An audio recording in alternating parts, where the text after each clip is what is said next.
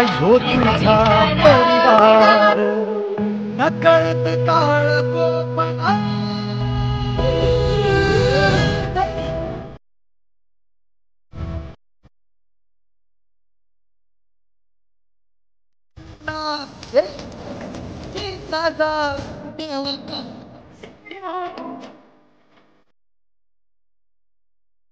कसा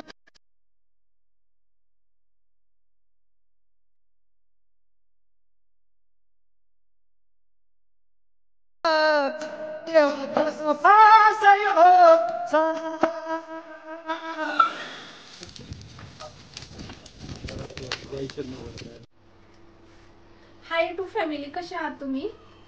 मी स्वाती. पुण्यामधील पाईट गावामध्ये घडलेली घटना आहे ही. पाईट हे माझंच गाव आहे, माझं माहेर आहे पाईट.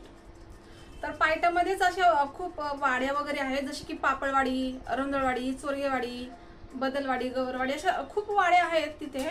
तर तिथल्या पापळवाडीतल्या काही बायकांनी श्रावणी सोमवार आहे म्हणून खूप छान नियोजन केलं होतं. एकच कलरच्या साड्या वगैरे घातलेल्या त्यांनी पिकअप ठरवला. श्रावणी सोमवारला कुंडेश्वर डोंगरावरती जाऊन शंकर देवाचं दर्शन घ्यायचं म्हणून बायकांनी एक ग्रुप बनवला. 30 ते 35 बायका होत्या. त्यांनी एक पिकअप ठरवला. त्या पिकअप मध्ये त्या बायका बसून निघाल्या होत्या. तर पायटामध्ये 5 मिनिटाच्या अंतरावरच आहे, जर 4 चाकीने 2 चाकीने गेलं तर. त्या डोंगरावरती त्या पिकअपनी बायका वरती निघाल्या.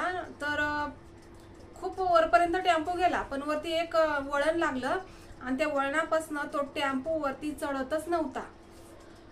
ड्रायव्हरनी खूप प्रयत्न केला की तो टेम्पो कसा करून काही करून आपण हे वळणावरनं वरती न्यायचा. कारण त्याच्या लक्षात आलं होतं की खूप बायका झाल्या होत्या टेम्पोमध्ये. 30 ते 35 बायका होत्या टेम्पोत. एवढ्या नव्हत्या पाहिजे नाही. त्या टेम्पोला एवढा लोडच नाही झेपला. पिकअप होता तो. तर ड्रायव्हरनी खूप प्रयत्न केला की काहीही करून कसंही करून हा टेम्पो या वळणावरनं वरती न्यायचा. एकदा हे वळण सुटलं, वरती गेला टेम्पो की मग काही अडचण येणार नाही. पण झालं असं की तो पिकअप त्या वळणावरनं वरती गेलाच नाही. तो पिकअप पाठी सरकायला लागला.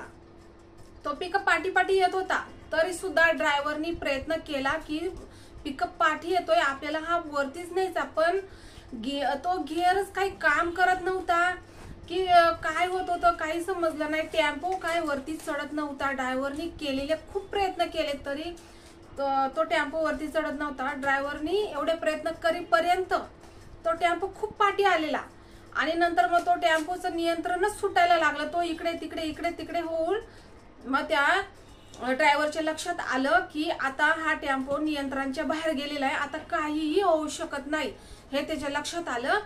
तेव्हा त्या ड्रायव्हरनी टेम्पो मधनं बाहेर उडी मारली. आता तो ड्रायव्हर होता तेव्हा पण तो टेम्पो कंट्रोल मध्ये नव्हताच आणि आता तर गाडीला ड्रायव्हरच नाही म्हटलं, ती गाडी काय करणार. मग ती गाडी कड्यावरनं खाली कोसळायला लागलेली. 1-2 टप्पे अशी कोसळली. तर त्याच्यामध्ये 2 लहान मुलं पण होती. तर त्यातला एक मुलगा बाहेर पडला आणि देवाच्या कृपेने तो मुलगा व्यवस्थित आहे, त्याला काय प्रॉब्लेम नाही. पण मग नंतर तो टेम्पो पूर्ण खाली दरीमध्ये कोसळत गेला. असं टप्प्याटप्प्याने आदळत तो गेला.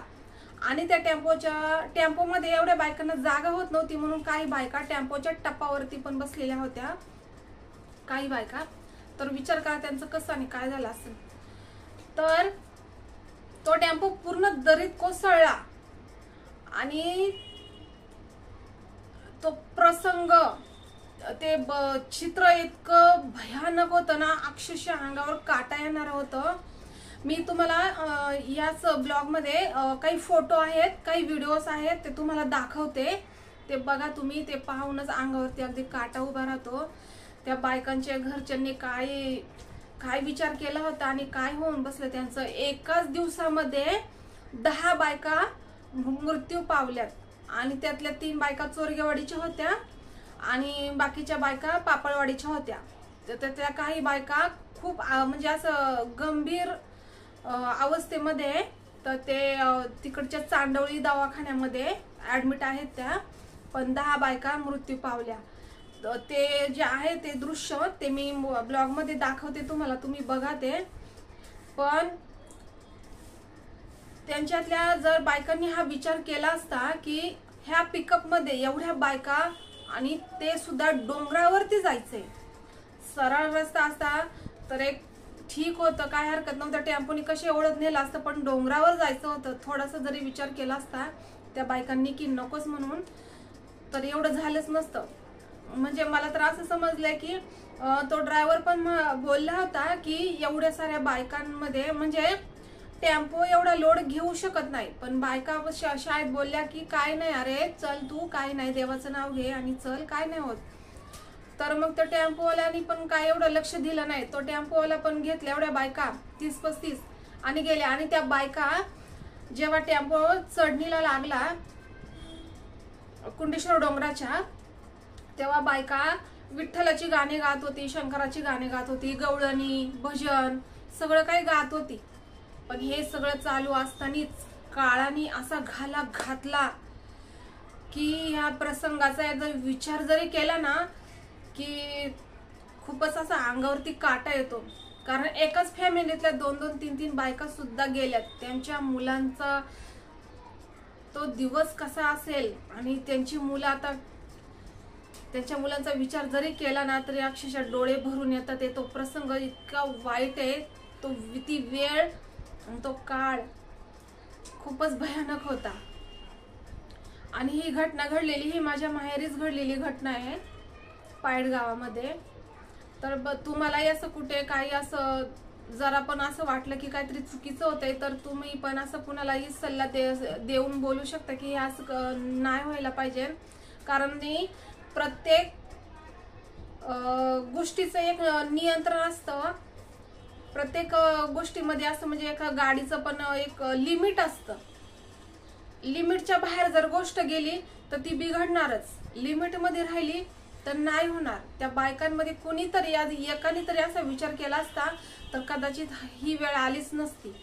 पण सगळ्यांनी उत्साहाच्या भरात कुणी या गोष्टीकडे लक्षच दिलं नाही. कारण खूप वर्षापासून कुंडेश्वर डोंगरावरती लोक जात होती देवदर्शनाला. खूप वर्षापासून असे पिकअप करून, टेम्पो करून, टू व्हीलर वरती खूप वर्षापासून जातात. पण कधी असं कुणाला काही जाणवलं नाही, त्यामुळे असं कुणाच्या लक्षातच आलं नाही कदाचित की असं काही होऊ शकतंय. पण शेवटी देवाची मर्जी, कुठे काय होईल, कसं होईल, कोणी काही सांगू शकत नाही. तर देवाच्या चरणी हीच प्रार्थना आहे की देवा त्यांच्या घरातल्या लोकांना शक्ती दे आणि बळ दे हे सगळं सहन करण्याची. काळ